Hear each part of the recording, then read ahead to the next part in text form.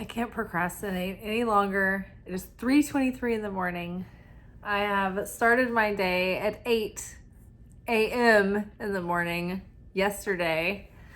And so I'm just getting in, but it's been a long one. I've had a lot of errands and appointments and work, and then I went out with friends afterwards, and I gotta be honest, I was doing hood rat stuff with my friends.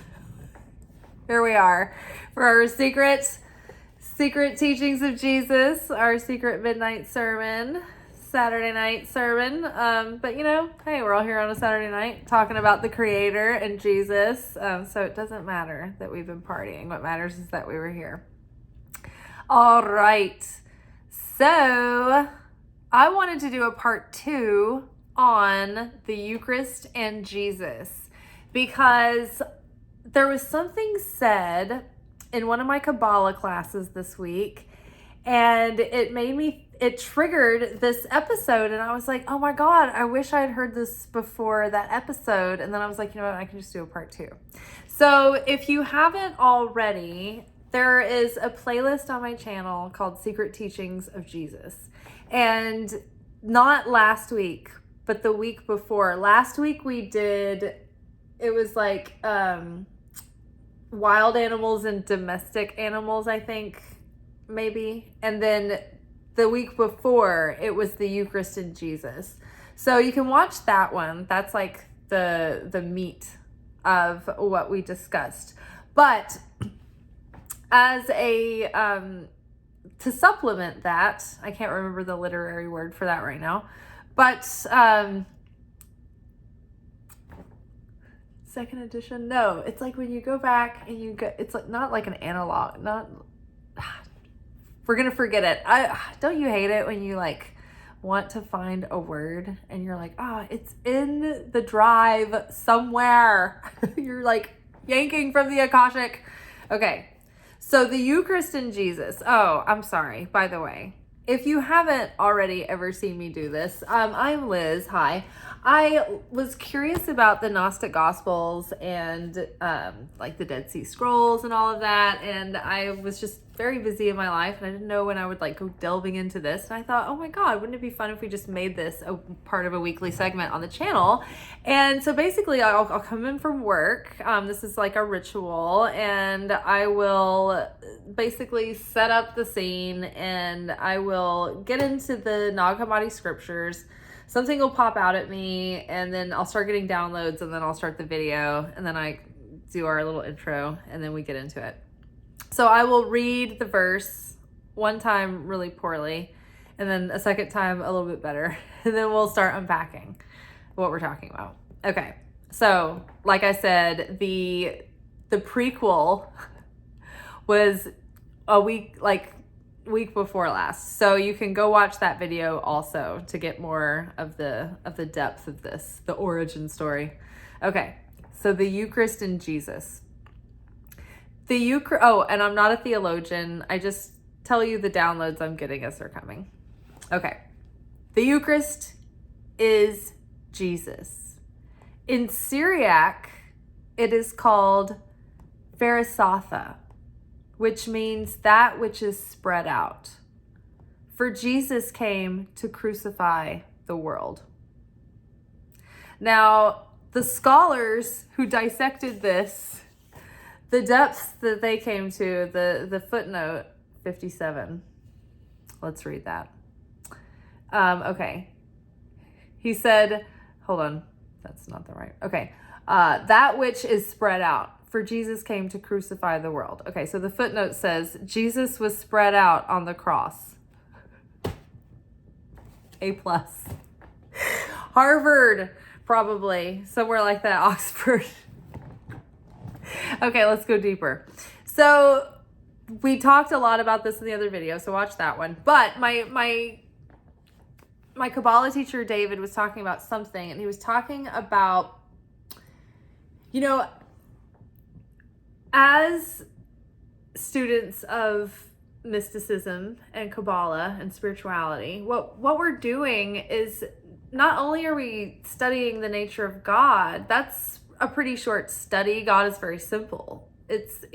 God is very abstract. He's beyond our understanding, but There's not a lot a lot of detail that we can unpack there. It's like the light, when you think of God as the light, it's an ever present force of giving and sharing, light and life force and creation and love, and it's the tendency of beingness. And so we are in the study of perfecting the vessel. The vessel is what the light is poured into, right? Think about the chalice being filled with wine. That's the same thing. It's like we are, before there was being. Oh my God, is it time for, hold on you guys, hold on. Our favorite thing, chart. We get to deploy chart. Okay, so this is beingness. This is reality as we know it. This is the tree of life. This is a glyph of this is a map of God. This is a map of the cosmos. This is a map of non-physical becoming physical. And this is a map of the human soul. These are the 10 dimensions of consciousness that reside within the human soul. But these are also the governing voices, the voices of God. These are the governing forces of the universe. But these are also the different aspects of the Godhead, right? So there's this like triple aspect here, a trinity happening. It's the Father, the Son, and the Holy Ghost, right? It's the absolute light, it's the physical manifestation, and it's the spiritual aspect. And so that all comes together, and it's depicted, I guess, in this symbolism here, in this map, in this way that we do this yoga around conceptual understanding of our process and how it's interconnected in all things, and projected outward as the microcosm and the macrocosm, but it's all kind of like mirroring in these like slides. Like think about slides in a carousel. If you ever saw a slideshow, it's like these different dimensions or what have you. So where are we? Oh yes, affinity with the light. So as the vessel, as spirit or students of spirituality, we are learning to perfect the vessel or bring into balance or just fine tune or curate the vessel, even, if you will, so that we have more affinity with the light. And the more affinity we have with the light, the more that we can come into union with the light. We will, like, think about the law of attraction, right? When you think about vibration and you think about wavelengths and something that is in vibration, right? And it's in resonance versus something that's in dissonance and it doesn't match, right? So keeping that in mind, the object for us is to have affinity with the light, okay? And that brings us together in union with the light. That is in our consciousness, and then it is reflected in our physicality. And then when we are in perfect union with the light, that is when we are in full operational mode, where it's like all systems go with our full humanity and our full divinity at the same time, which means like we can do things like Jesus did. Like we're like miracle workers. We're like working magic, and it's like it's just flowing through, because we're in complete affinity with the light. And so our reality, what we see, we think is physical and so real, we're like, oh, this isn't real at all. This is just an illusion. So as I see it and believe it and speak it and create it, it's like, so is it, right? And so, the more that we fine tune our instrument to actually have affinity and be in vibration with the light, then it's like we actually come into union with that cosmic harmonic flow. And that's when we're in the miracle zone. And that's when we can manifest, because we're just like this open channel and we're in total vibration with like the law of attraction, like attracts like. So the object of Kabbalah, of the study of any kind of spirituality, or the depth of, Judaism and Christianity, and, I'm sure probably all of the other religions, Hinduism and Buddhism, and I don't know a lot about Islam, but I'm guessing there's like a metaphysical quality there of like the soul journey, they all align. And so Kabbalah is actually not even a religion. It's just an application of your perception of how you approach life. It's like a way of being that you apply to whatever your own belief is. But the way that I read it, or the way that I study it, is usually the Hebrew leaning, as opposed to the Hermetic, but I'm vaguely familiar with some of the Hermetic principles. Anyway, tangent. So we are building affinity with the light. That's the point. And so what is the light? The light is whole. The light is complete. And so basically, before there was the vessel, so think of this as the vessel. And think of this right here as the light. This is the endless, the limitless. Up here, this is the three negative veils of existence. So that means non-existent. So this is before, sorry, belching. Sometimes when psychics channel, they start belching, and I find that to be true. But also, I've been out and about. So, okay, we're in the negative veils of existence. And so the more you go up, it's like there's less existence. It's like more absolute void, right? So in the non-existence, in this first level here, this is where the light, there's like this whole dimension of endless light in this non-existence. And this is before there's any kind of physicality. This is before outer space. This is even before the Big Bang. There's like a whole big space between Big Bang and the endless light here, right? Like this whole thing is the space between where the endless light is. That's where the light of the Creator is, God, the most abstract form of God that we know. And there's all these dimensions before you even get to Big Bang. Malchut down here, the 10th dimension, this is the Big Bang. This is when we even start to be physical. This is the physical reality down here. Before that, this is the intrinsic realm, the interior, the inner aspects. It goes into the astral realms, where the psychic sort of plane opens up into sort of like crossing, what I imagine kind of crosses in and out of like outer space, and like there's like the souls that are like traveling around, and spirits, and this is where you have dreams. Like sometimes when you feel like you're in another world in a dream, it's like you kind of are, like your soul is like traveling there. That's this realm right here. And then these realms become like aspects of like abstract thinking. And so like this is like inspiration and the Greek and Roman myths and gods, and this is where symphony happens, and this is where like pleasure and like inebriation and excitement and like also endurance and persistence and feeling and vague beauty. Venus is here.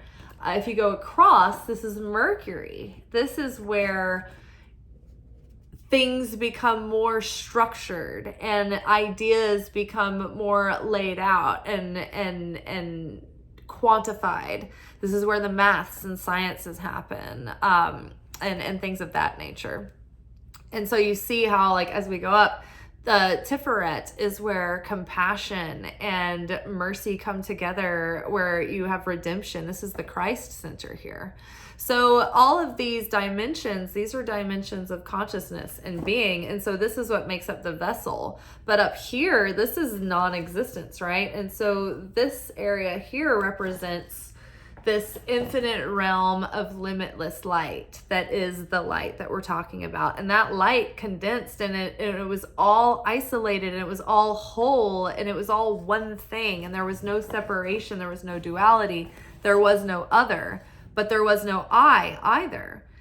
It was just beingness. There was just vague, abstract consciousness building as a pressure. And so when the moment of consciousness came through, where the light was like coming online, like aware of self, it's like that self, there was so much pressure built to want to share with another, that this overflowing happened. And the Big Bang happened, so that there was a vessel for the light to share into, so that there could be others. So then the light split a piece of itself into itself and became more, so that there could be creation within, became the feminine, a womb to hold, the creation. So in that way, okay, so in order then to have affinity with the light is all encompassing, right? Think about white light. White light contains all the colors of the spectrum in the light as a whole. And then it's manifested as pure white light, even though all the colors are in it. All the colors are present within, and it's whole. It's unified, and it's in unity. And so the light is love, it's creation. And so Jesus had complete affinity with the light when he was here, within his consciousness, within his soul. He was completely had balanced all of these areas where there can be vice and virtue when things are out of balance. It's like Jesus had already perfected the vessel when he came in.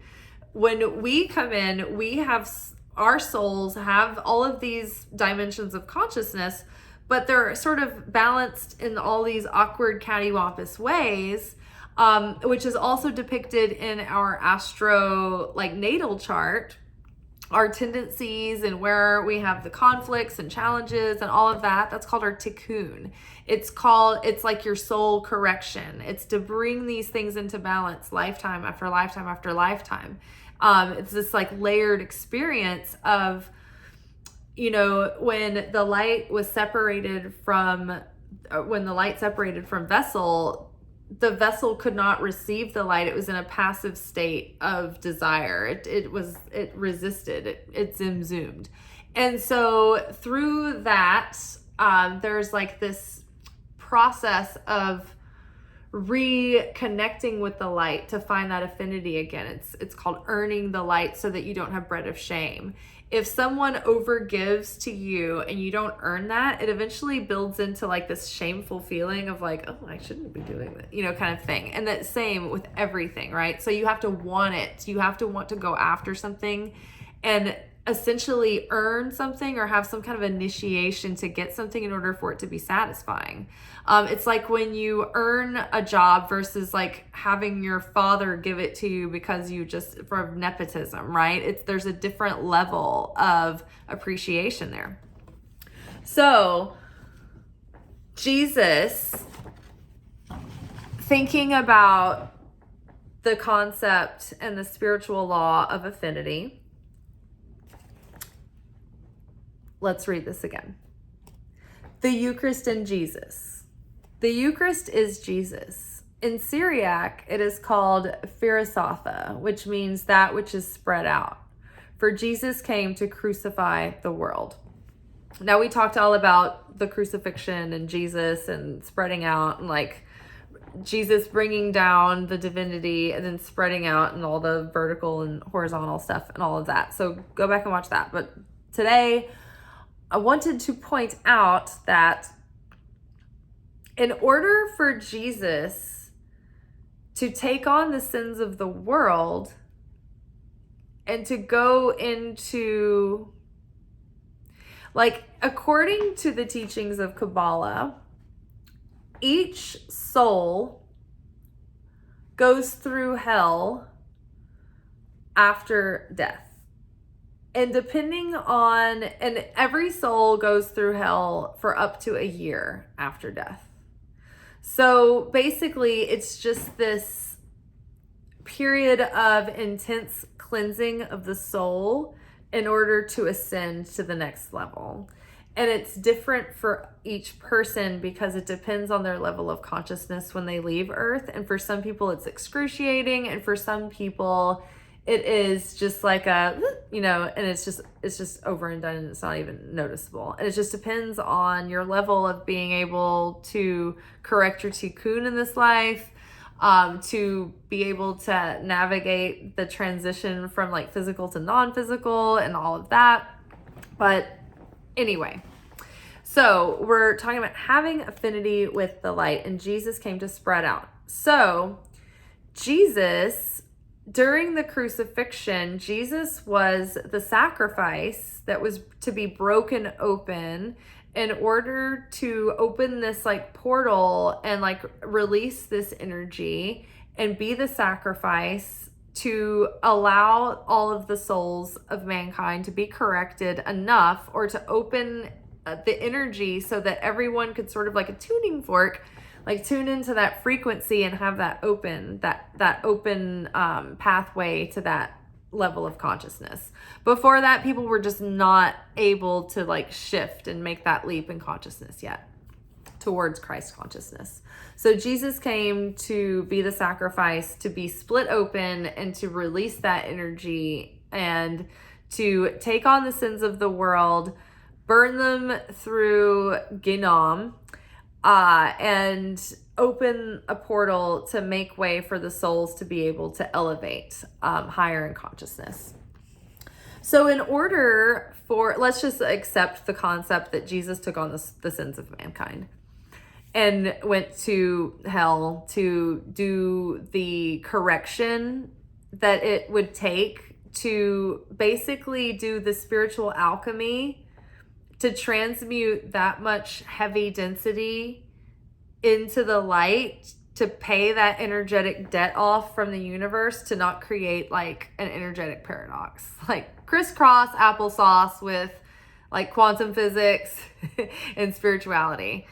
We've crossed the streams. So does that make sense? I saw this meme the other day. It was like me getting a download and then me trying to explain the download, and it was just like, I can't remember the depiction right now. It was hysterical. So think about the law of affinity.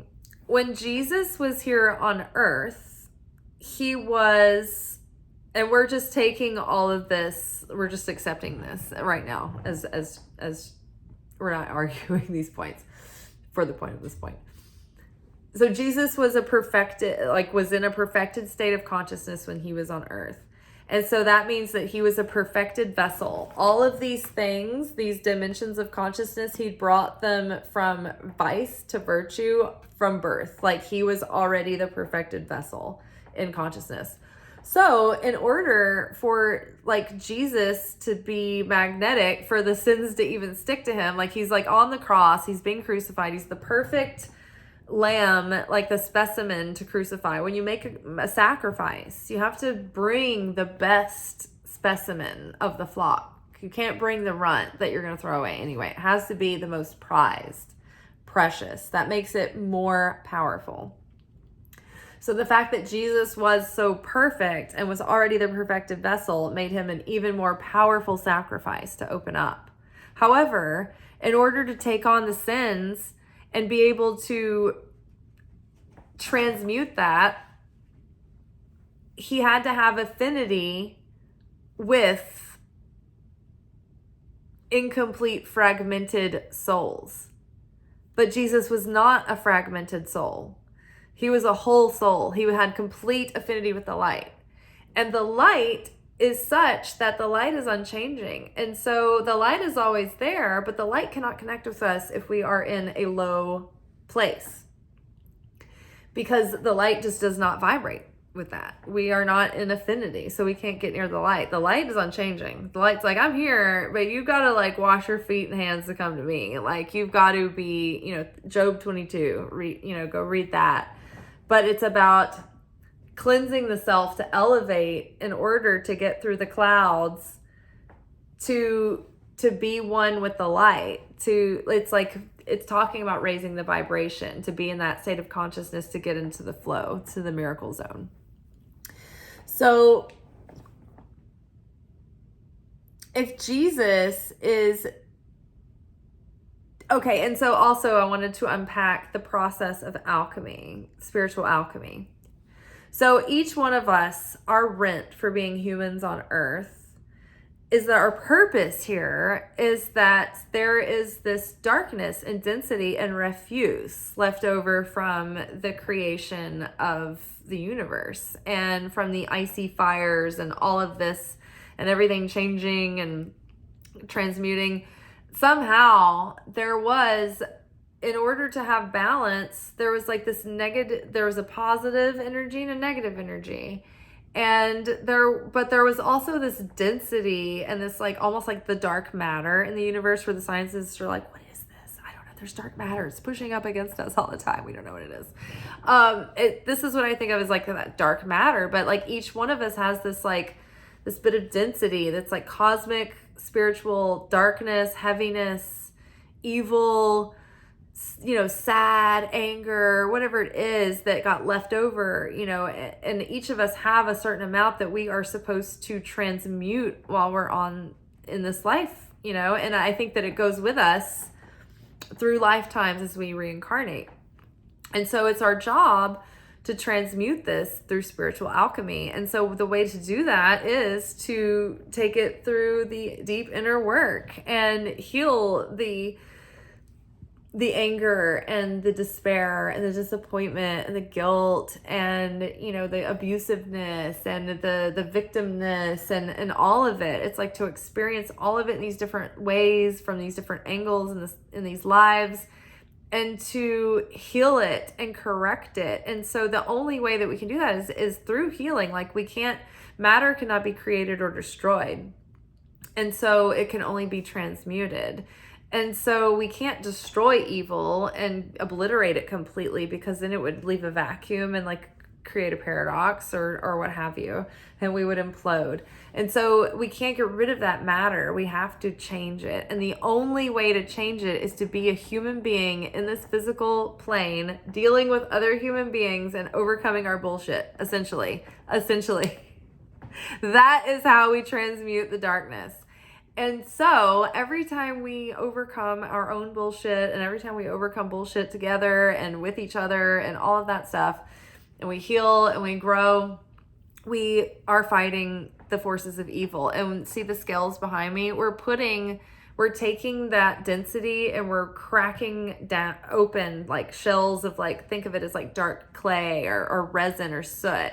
And it's being transmuted into sparks of light. And so there's light then on the scale on the side of good, right? Instead of on the side of dark. So the Eucharist is Jesus. In Syriac, it is called Pharisatha, which means that which is spread out. For Jesus came to crucify the world. Okay, so Jesus was not spread out. He was whole. So in order to do the spiritual alchemy, you have to feel the pain of it.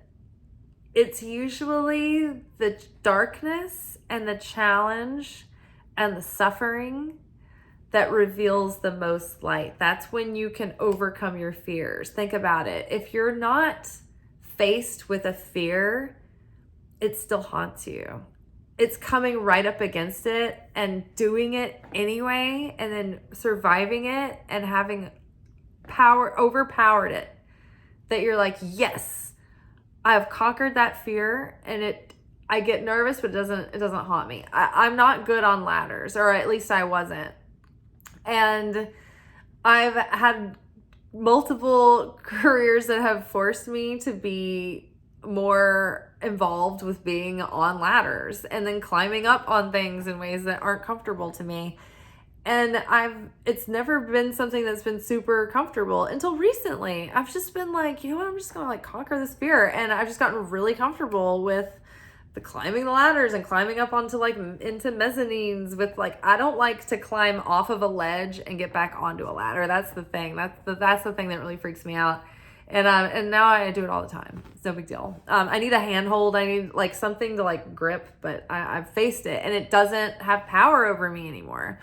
And that's, so in order to really do the spiritual alchemy, a lot of times it's the fall. It's the going into that dark place and changing things from there.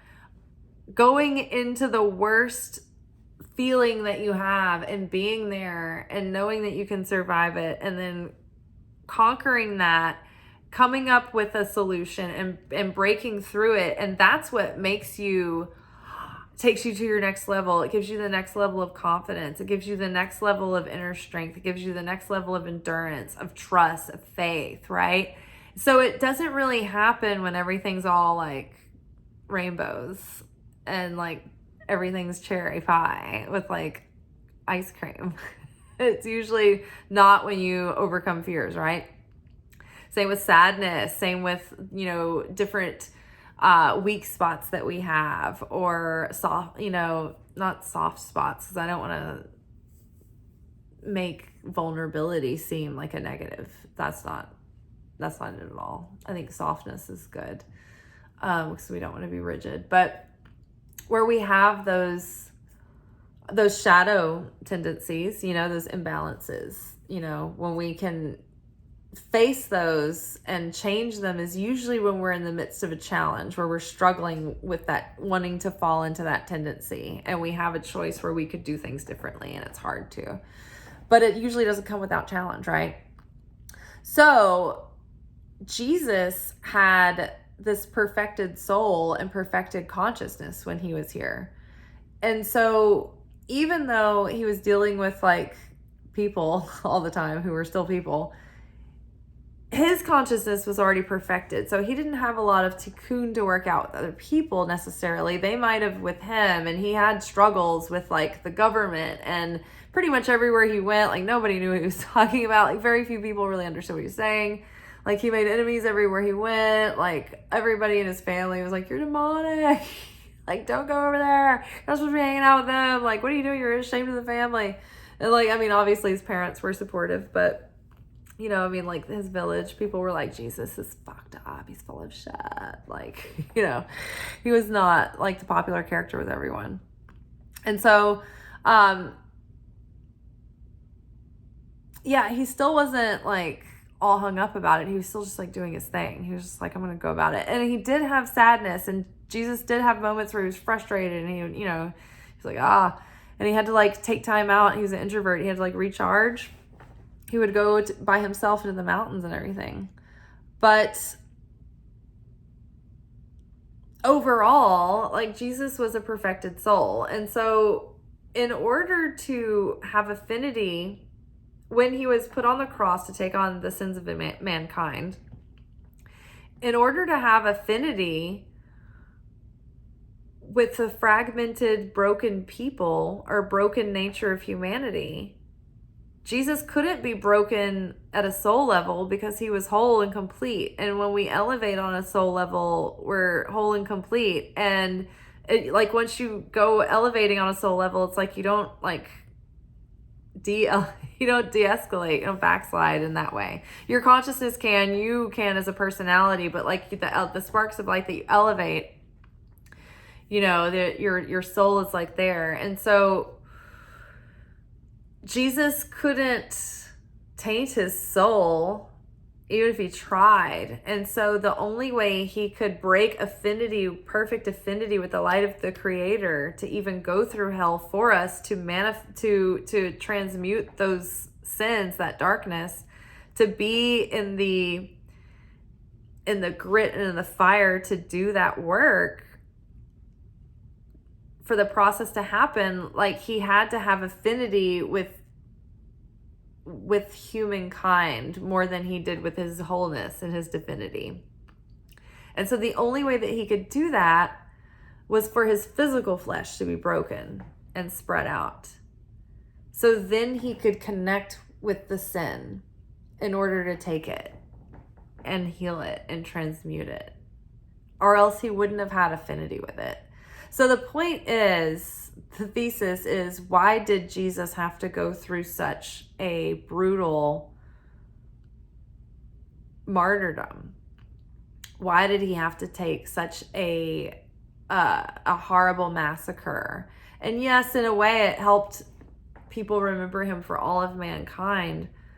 But what it really was that his flesh had to be broken and fragmented and spread out in order to have affinity with our souls, because the souls of all mankind are broken and fragmented and spread out.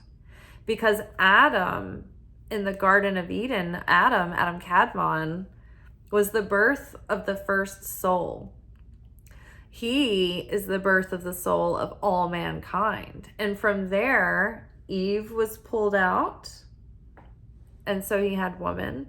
And then from there, it's like all the souls were fragments and branched off from Adam and Eve. And so that's why we're all originally one soul. And that's why, the divine masculine and divine feminine aspects of the soul were separated. And from there, it's like all of the souls of mankind originally came from Adam. We are this fragmented soul family.